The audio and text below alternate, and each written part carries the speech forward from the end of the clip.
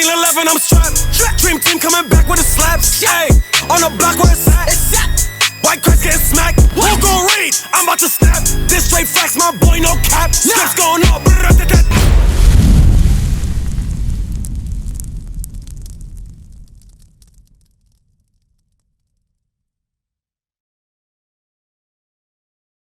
This book got our people all up in it. Give me that real quick in Jeremiah 14:2. This got our people all up in this book. This talks about us and how we get out of the oppression we in. But nothing else can do that for us. You can't get it from the school. You can't get it from the Christianity system. You can't get it from going into politics. Our people been doing all that. But it hasn't helped. What we haven't tried is keeping God's commandments. So the Bible's a true book. Read that. Jeremiah chapter 14 and verse 2.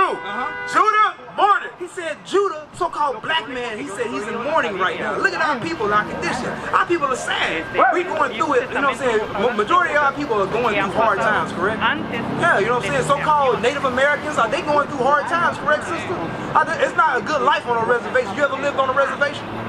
Okay, we got brothers who've been to the reservations, and it's not a good life. Our people at the bottom over there. Even on land, they say that's yours. Read. And the gates thereof languish. They are black unto the ground. The Jews are what? They are black unto the ground. The Bible says the Jews are black. It's our people in there, not this. Right. The Bible tells us this is our history, bro. So for us to say that this is not true, we've been, give me that real quick in Psalms 82. We've been confused and lied to. This is what they put on you to make you think, you know what? Don't deal with the Bible, because that's no our only strength. I mean, Psalms 83. Psalms 83 and 1. Psalm chapter 83 and verse 1. Keep not thou silence, O God. Hold not thy peace, and be not still, O God. For lo, thine enemies make a tumult. You see that? God says he has enemies on this earth. He says, God, please don't hold your peace. We got enemies who are against us. Read. And they that hate thee have lifted up the head. They have taken crafty counsel against thy people. You see that? He said, God says they have taken crafty counsel against us. What is a crafty counsel? It's like, okay, crafty meaning like, what is it? Sticky, okay, you know what I'm saying? Like trying to create, you know what I'm saying? They trying to be smart, slick, right? And counsel meaning they come in as a gathering. So they took some slick, think tanks, right? They took those think tanks. They took some crafty counsel against our people. They sat down and thought, how can we destroy them? How can we make black people think that their culture is gang banging and selling drugs? Well, you know what? Let's get some hood movies. You know what? Let's pump rap music in the community. Instead of what it started off as uplifting the community, let's change that and turn it to just kill one another and steal from one another and bang hoes. Let's turn it into that. Read. And have consulted against thy hidden ones.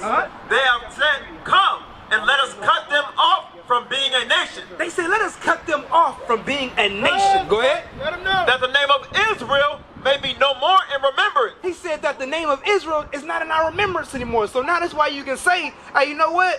If we don't want them to remember Israel, let's make them not like the Bible. Let's make the Christian pastor do all the evil, and then they get turned off from the Bible with that. Right. Let's set up all these Christianity churches, all these false religions, and right here.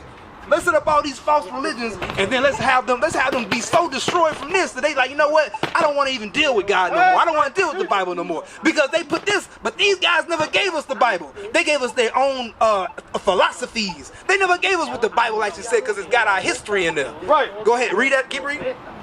For they have consulted together with one consent. They are confederate against thee. They are confederate. They in league against us. That's why you see these nations fighting one another. They might fight each other, but they all on one accord when it comes to keeping us down. That's why none of them are trying to help us. Right. They be like, they'll be fighting one another. You got China against America, Russia against America, but yet they'll never try to. They all agree when it says, hey, make sure those niggas at the bottom. Make sure those Native Americans, they still on drugs, they still getting drunk in those reservations. Hey, make sure those Hispanics are still being oppressed over there. Hey, they all agree when it comes to that. They didn't see them beefing, but they agree on that. Read. The tabernacles of Edom. The tabernacles of Edom, that's the so-called white man. They are the first ones of God's enemies and our enemies. Read. And the Ishmaelites. The Ishmaelites are the so-called Arab man. That's why he owns all the stores in your community. And you look at him, oh buddy, nah, he don't give a dang about you. He want to make sure you at the bottom of society just like the white man does. Read. Of Moab. Of Moab, that's your Chinese people. That's why they own the stores in your community. And they sell you rat meat, and they tell you it's chicken. That's what they do, and that's why they crush up roaches and put in your food. You don't even know it. Read. And the Hagarenes. The Hagarenes talking about those African people, the true Africans, because we're not the same as them. That's why they come over here and destroy us as well. And they hate our guts just like the other nations. Read. Gabal and Ammon. Ammon, the Japanese, go ahead. And Amalek. And Amalek, that's the so-called Jewish man, the people who stole your identity. Go ahead. The Philistines with the inhabitants of Tyre. More Africans, go ahead. Assur also is joined with them. They have hope in the children of Lot. Selah. Right, because they are all against our people to keep us at the bottom of society. And one of the tactics is telling you, hey, you know what? All these religions turn you away from the Bible. That's what they do. These Christianity churches, they turn you away from the Bible to the point where you don't even want to believe in it no more. And you're like, you know what? I have misgivings in the book. But then when I ask somebody, say, well, what are some of the misgivings? We're not really completely sure, but through our experience with the Christianity churches, we just think, you know what, I can't deal with this anymore. It's a lie. That's a lot of times is what happens. But the Bible is still true because it has stuff in there that you can't. A regular man couldn't sit down and write what was happening to our people thousands of years ago. It's not, a regular man can't do that. God had to give the word. Give me that real quick. God gave the word real quick. Because Psalm 68:11. Because a regular man didn't put this down. It might be printed, right? Every book was printed by man, right? Because you had to print it, right? But God gave this. Read that. Psalm chapter 68 and verse 11. The Lord gave the word. God gave these words, brother. These are the words of God. Read. Great was the company of those that published it. He said, but there was a great company of brothers who published it, who actually put it out there. But the word originally came from God. That's why it's true. That's why you can't find fault in this book. That's why when I ask the question, like, well, what faults do we see? Because a lot of times it's our own misunderstanding. And we never truly, give me that real quick understanding of Psalms. The only time we'll really be able to understand the Bible is when we actually put the things that we learn into practice. And that's what's going to better our community. Because the Bible says, hey, this is your girl, right? Y'all married? Nah, we're not married. Okay, so how long y'all been together? 2 years. So now, what's wrong with marriage? The Bible says a man and woman should get married. That's what the Bible says. What's wrong with that? So that law is perfect. In the Bible, it's perfect because that'll eliminate what? Single parent households. Right. Because with single parent households, then what do usually most of the gang members come from? Why? Well, I mean, not necessarily. You just said some it now. You know motherfuckers come from good homes and they just choose that because that's the exception. Majority, yeah, because motherfuckers ain't had their dads there. Exactly, brother. And why didn't the man stay? Because he was just trying to bang and leave. He didn't believe in marriage. I'm gonna show you how you understand it. I mean, yeah. Now, either woman can be the devil, right? You know what I'm saying? That's a lot of times it happens because they don't know their natural order according to God because they're not following the commandments. Read. Psalm chapter 111 and verse 10. The fear of the Lord is the beginning of wisdom. He said, in order to get wisdom, we have to first fear God. That's the first step. Read. A good understanding have all they that do his commandments. A good understanding of what the Bible is saying have all they that do the commandments. So a lot of times our people read the Bible and we be like, well, it don't make sense to me. But you're not doing anything that's in it because that's why it doesn't make sense because you don't have a good understanding of it. Just like if you got a math book, right? If I never had a piece of paper on the side of me with a pencil and practice the math problems, would I ever understand anything that's in that book? Heck no! So how can we say we're going to pick up this Bible and say, hey, I'm going to understand everything that's in it, but I'm not doing nothing that's in it? It's not going to make sense to you. That's why you have misunderstandings in it. And you need men to help guide you in it, to show you your errors that you're going through. That way you can fix it and then you can get understanding. Right. Because there's no way you're going to be able to get understanding of something without practicing. I can't watch basketball for 10 years and then go out on the court and be like, bro, I've been watching for 10 years. My jump shot about to be amazing. It's not going to happen. You know what I'm saying? Because you have to put those things in the practice that you learn. Right. That's the only way to truly understand what's happening. You with me? So the only way for you to get understanding of the Bible is to actually do the thing that's in it. Give me real quick in Hebrew. This is one of the commandments that you got to start following because you say y'all been together for 2 years, right? So y'all sleeping together? Yeah. Okay, so now this is what God says about that. Read. Hebrews chapter 13 and verse 4. Marriage is honorable in all. He said marriage is honorable. So you believe marriage is honorable? You say, I don't know. You don't know. What about you, bro? You believe marriage is honorable?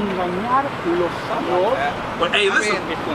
I don't think it really makes a difference. I mean, You say it doesn't make a difference. Why? not really, because it's just another title. What is How? No, it's not a title because it's something that holds you and keeps you honest. It gives you what's the word I'm looking for? Accountability. That's it. It gives you accountability. Go ahead. I mean, marriage or not, if you gonna be sneaky, you're gonna do what you wanna do. But marriage ain't gonna keep nobody faithful or honest. But what it do is has accountability because now when you do something against it, there's repercussions that come along with that. Read it.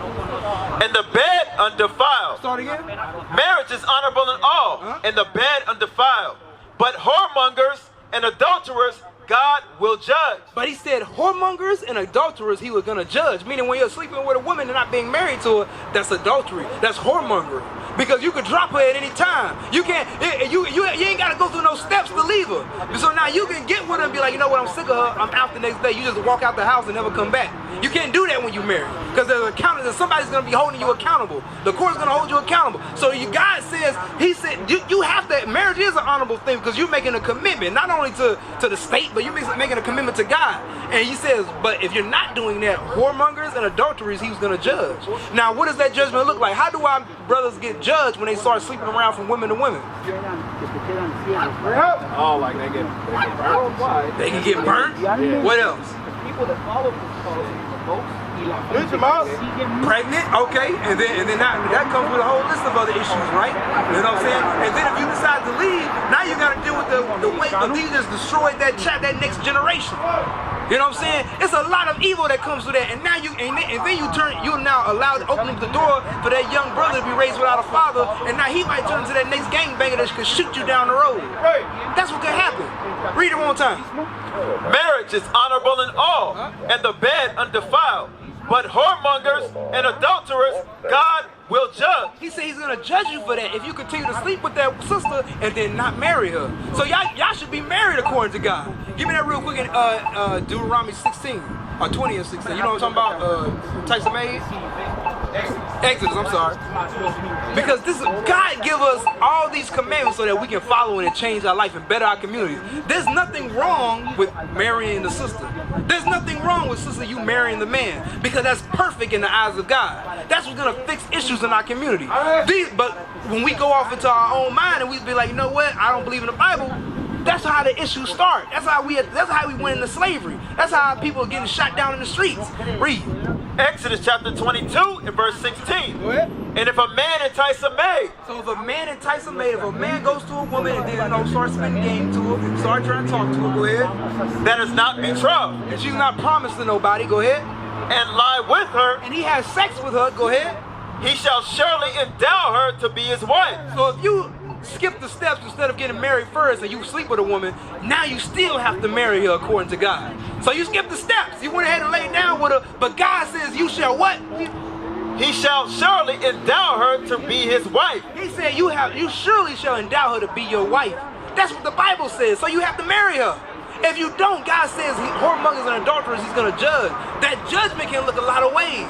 God he said he's the author, he creates terrorists. So he can destroy us in a multitude of ways.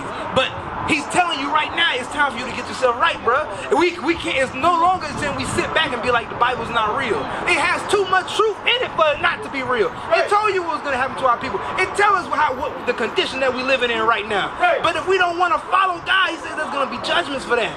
So the Bible is a true book. There's no book that's truer on this earth. So do you still understand that the Bible is true? You know what I'm saying? Can you agree that the Bible is telling the truth right now? So where's the issue? Where does the issue lie? I gotta do some research. You know, I gotta do some shit on my own type shit. I see what you're saying though. You definitely got some facts that's, you know what I'm saying, you can't defute that, but at the same time it's just, you know. I don't know, I was brought up in church and shit too, but it's just a lot that don't make sense. The book of Acts, chapter 8 and verse 30. And Philip ran thither to him and heard him read the prophet Isaiah. Philip was one of the disciples. He heard a brother reading the prophet Isaiah. Go ahead. And said, understandest thou what thou readest? And he looked at him and said, bro, do you understand what you're reading? Because he was trying to get some understanding. He said, bro, do you understand what you're reading? Go ahead. And he said, how can I, except some man should guide me. But look what he said. He said, bro, how can I understand it except somebody guide me? Go ahead. And he desired Philip that he would come up and sit with him. He said, bro, I don't know. I can't understand unless I have somebody help me and guide me. Come over here and talk to me. So you need brothers around you, that way that you can get the understanding. You won't be able to do it by yourself. So that's why we tell our brothers, come congregate, come learn. That way you can fellowship, because we have to come back together as a nation. Too long have we been separated. Too long we've been fighting one another and not following after our God. It's time for, give me real quick 792. Too long have we been sitting around be like, you know what, I'm by myself, I'm doing this on my own. You know what I'm saying? It's me against the world. Nah, brother, you got a whole nation. You got a whole nation of brothers who want to see us do better. If you really care about your people and you like, you know what, I want to see the betterment of my people, you like, okay, well, who do I got to get with to do that? You know what I'm saying? Too long we've been like, whatever, Negroes going to be Negroes, let them do their thing. Now we got to make a change. We got to make a change. Read that. The book of Zephaniah, chapter 2 and verse 1. Gather yourselves together. Yea, gather together, O nation not desired. We have to gather together the nation that's not desired. That's us. Nobody desires us. They put us at the bottom of society. They push us in projects. They put poison in our food.